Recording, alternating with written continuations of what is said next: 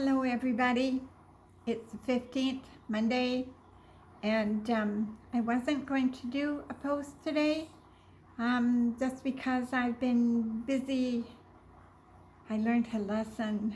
I haven't been putting my photographs and videos in any kind of order. I just download them and put them in my download or my pictures or my video and kiss them good luck and hope I can find them again, and that's not a good thing to do.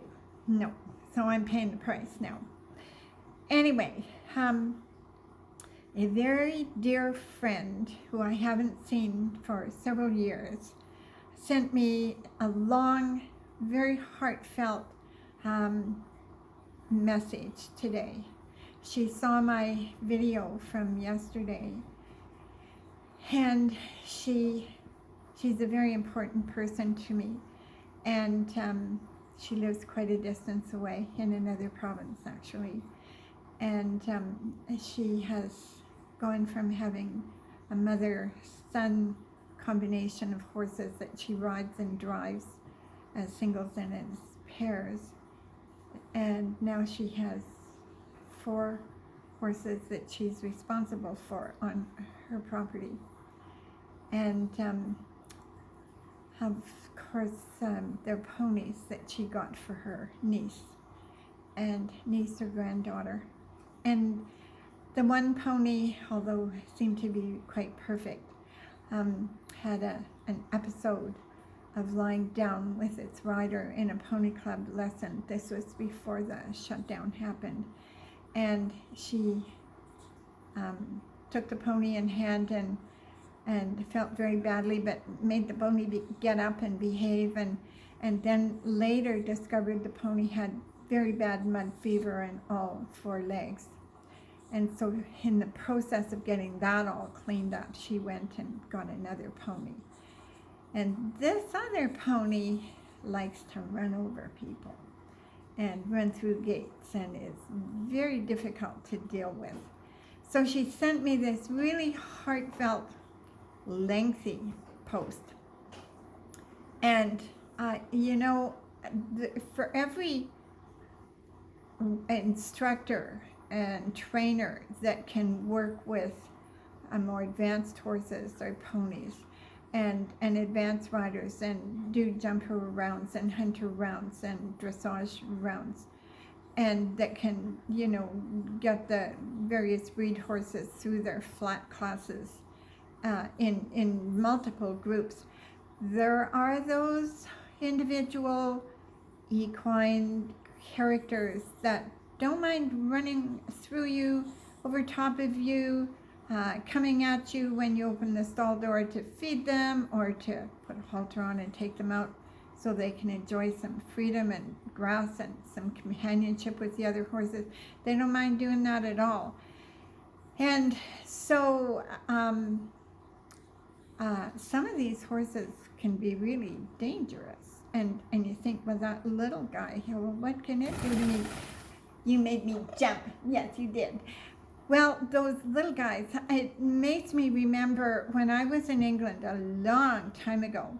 I was at the second barn, and I did a lot of teaching there, and they had a lot of cute little ponies, and there was a little black Shetland there, and his name was Jumbo. And Jumbo's owner was I don't know, maybe 3-4 years old at the most, and she lived quite a distance, and so we only saw her every once in a while.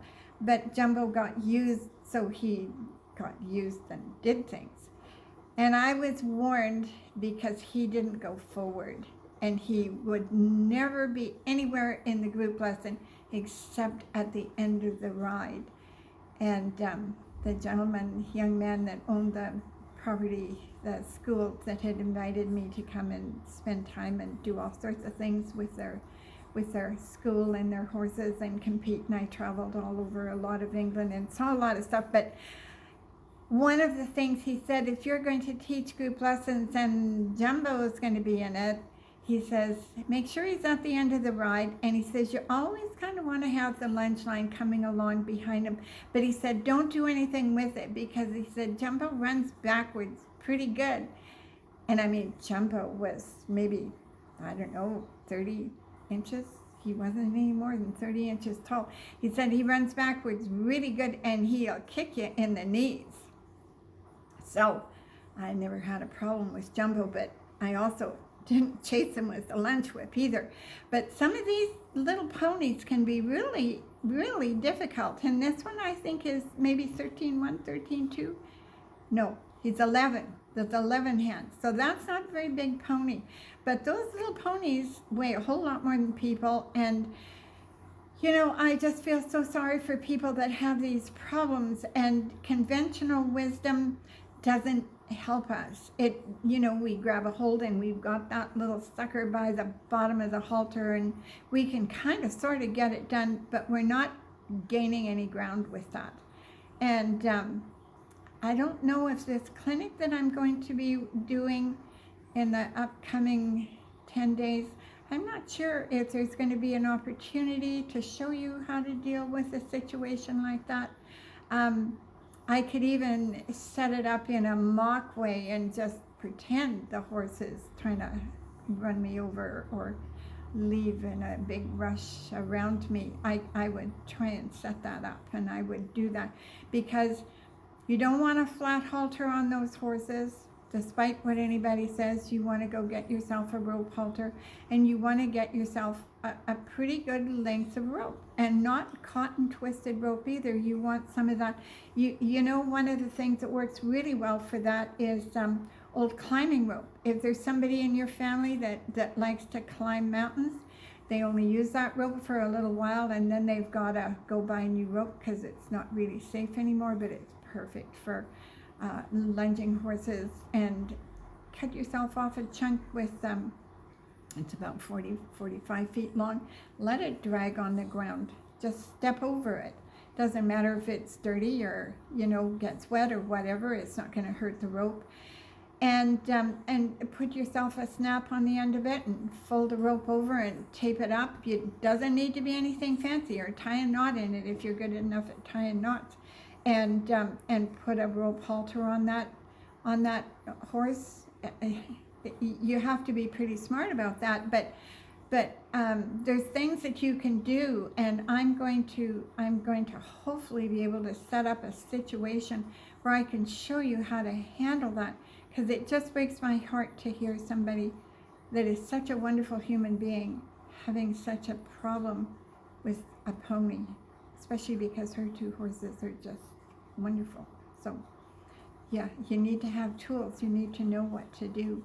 It's like getting in your car, your truck, and being out in the middle of the highway on ice, and all of a sudden you have a skid happening.